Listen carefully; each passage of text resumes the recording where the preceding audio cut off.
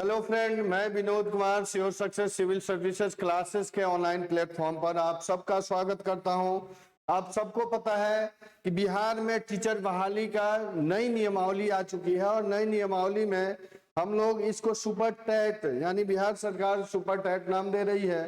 यानी कहने का अर्थ है जो शिक्षक बहाली में प्रक्रियाएं पहले चल रही थी और जो नियोजन की हुआ करती थी, अब बीपीएससी के द्वारा एग्जाम के द्वारा वो ऑर्गेनाइज किया जाएगा। बीपीएससी के द्वारा एग्जाम लिया जाएगा और एग्जाम जो पास करेंगे उनको राजपत्रित कर्मचारी की सूची में रखा जाएगा। यानी कहने का अर्थ है अब वो टीचर नियोजित नहीं होंगे। अब जो एग्जाम पास करेंगे बीपीएससी का वो सीधे उनकी नियुक्ति होगी और नियुक्ति होने के बाद वो राजपत्रित कर्मचारी कहे जाएंगे।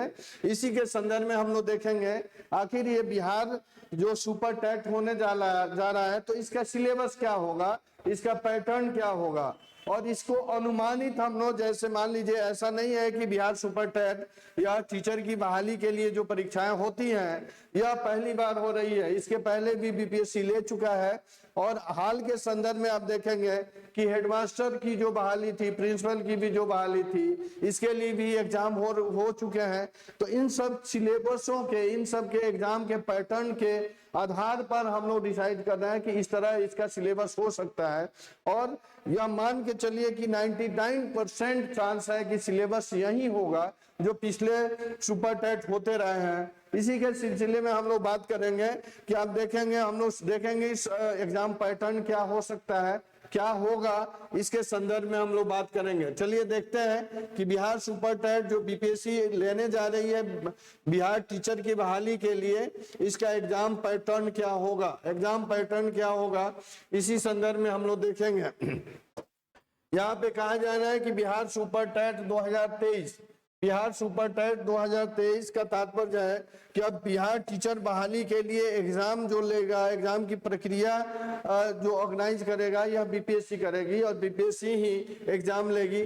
तो इसी संदर्भ में हम लोग एग्जाम पैटर्न की बात करेंगे। यानी ध्यान रखेंगे, अगर हम इसके पहले की बात करें तो इसके पहले बिहार में बी टेट हुआ करता था, बिहार टीचिंग एलिजिबिलिटी टेस्ट, जिसको बीईसी ऑर्गेनाइज करती थी। और इसमें आप देखेंगे कि बिहार टेट के सिलेबस, बिहार टेट के सिलेबस यानी पेपर 1 और पेपर 2 के सिलेबस क्या होते थे और सुपर टेट के सिलेबस क्या होते थे, इन्हीं के आधार पर हम लोग डिसाइड करेंगे कि क्या सिलेबस होगा, क्या सिलेबस होगा।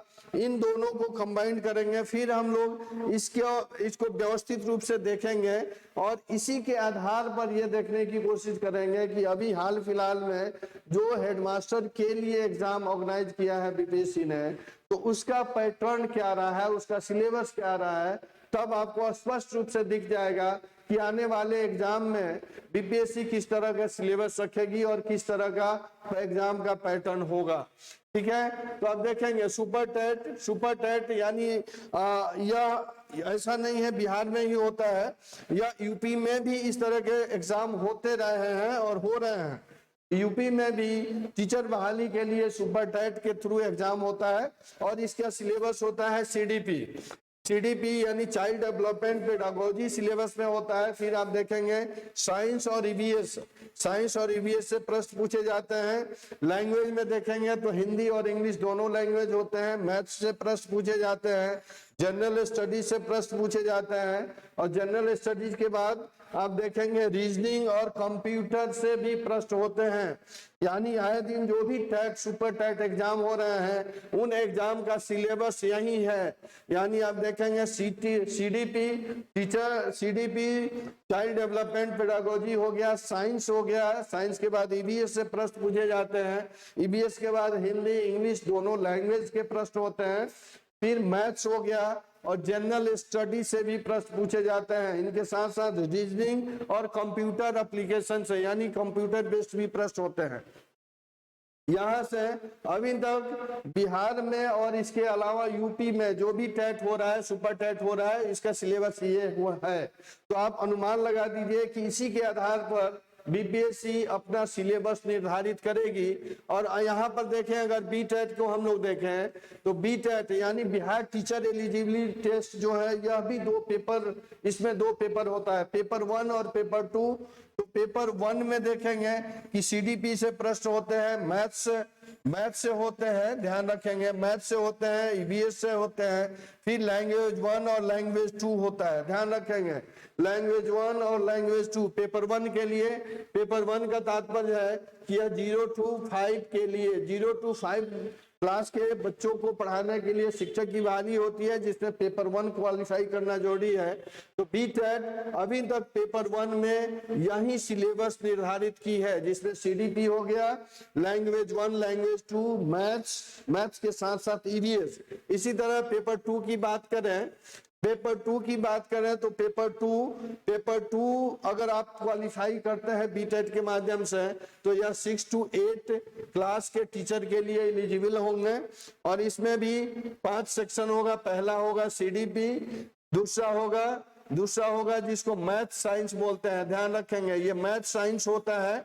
मैथ साइंस का अर्थ है कि जो मैथ्स बैकग्राउंड के होंगे, साइंस बैकग्राउंड के होंगे, वो साइंस करेंगे, और जो सोशल साइंस यानी एसएसटी बैकग्राउंड के होंगे, उनका प्रश्न एसएसटी से होगा।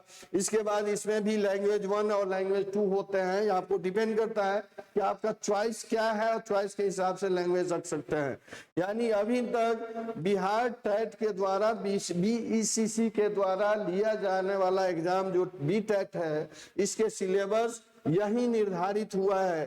तो आप ध्यान रखेंगे, आप अनुमान लगा सकते हैं कि इन्हीं के आधार पर बीपीएससी अपना सिलेबस रखेगी और रखी भी है।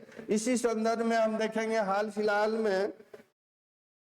फिलहाल में बीपीएससी के द्वारा जो हेडमास्टर की नियुक्ति के लिए एग्जाम ऑर्गेनाइज किया गया है, इसके सिलेबस पर भी एक नजर इसके सिलेबस पर भी रखें, ताकि पता चले कि हाँ क्या सिलेबस हो सकता है। तो आप देखेंगे बीपीएससी जो एग्जाम ली है हेडमास्टर का, इसका भी यह एग्जाम जो ली है, इसमें टोटल 150 प्रश्न थे, 150 प्रश्न थे, और 150 प्रश्नों में दो पार्ट थे। यह पूरा प्रश्न पत्र, पूरा क्वेश्चन पेपर 2 पार्ट में बटा हुआ था। पहले पार्ट की मैं बात करूं तो पहला पार्ट जो था ये 75 नंबर का था, ध्यान रखेंगे, पहला पार्ट 75 नंबर का था। और दूसरे पार्ट की बात की जाए तो दूसरा पार्ट भी 75 नंबर का था, जिसमें डीईएलएड और बीएड से प्लस सीडीपी से संबंधित प्रश्न हुआ करते थे, इसमें थे, ठीक है। यानी 2 पार्ट में एग्जाम लिया गया, पहले पार्ट में 75 प्रश्न, दूसरे पार्ट में 75 प्रश्न। यानी पहला पार्ट जो है 75 प्रश्नों का, इसमें 75 प्रश्न जो पूछे गए ये जनरल स्टडी से प्रश्न पूछे गए हैं।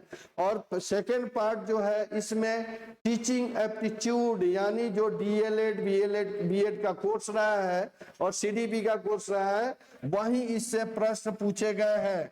यानी कह सकते हैं कि 75 प्रश्न पहले पार्ट में पूछे गए, वो सीडीपी जीएस से पूछे गए, और दूसरा जो है ये डीएलएड और बीएड यानी टीचिंग एप्टीट्यूड के सिलेबस से पूछे गए।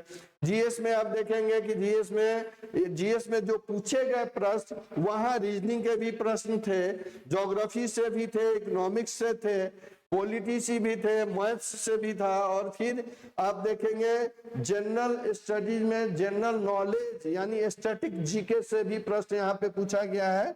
फिर ईवीएस और साइंस से प्रश्न पूछे गए हैं। यानी देखिए बीपीएससी जो जनरल स्टडीज में जितने सिलेबस है, जितने पार्ट होते हैं, वो सारे पार्ट से प्रश्न बीपीएससी ने पूछे हैं।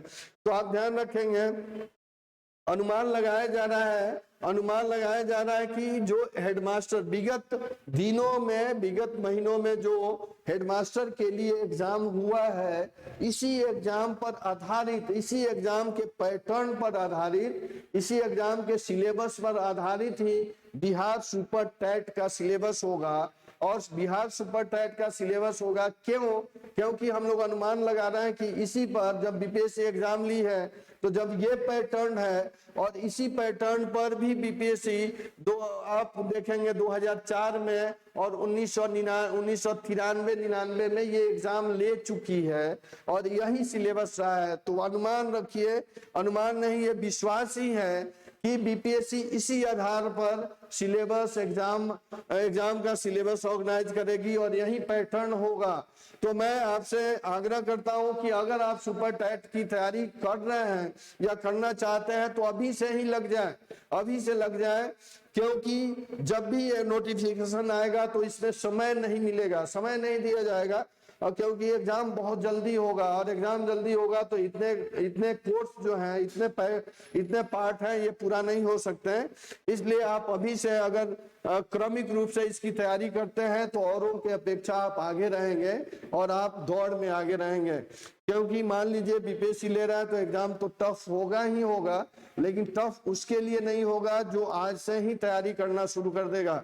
इसी के लिए इसी संबंध में हमारे संस्था के तरफ से भी सुपर टेट की तैयारी कराई जा रही है और हम लोग एग्जाम पैटर्न की भी बात कर रहे हैं, इसमें टेस्ट भी दिया जाएगा। अगर आप हमारे संस्था से जुड़ते हैं तो संस्था के फोन नंबर पे फोन करें और किसी तरह का क्यूरी है, इंक्वायरी है तो आप ले सकते हैं। चलिए फिर इसी तरह के सूचना जब भी अपडेट होती है तो मैं आपके साथ मिलूंगा और आपको नए अपडेट से अवगत कराऊंगा। तब तक के लिए धन्यवाद।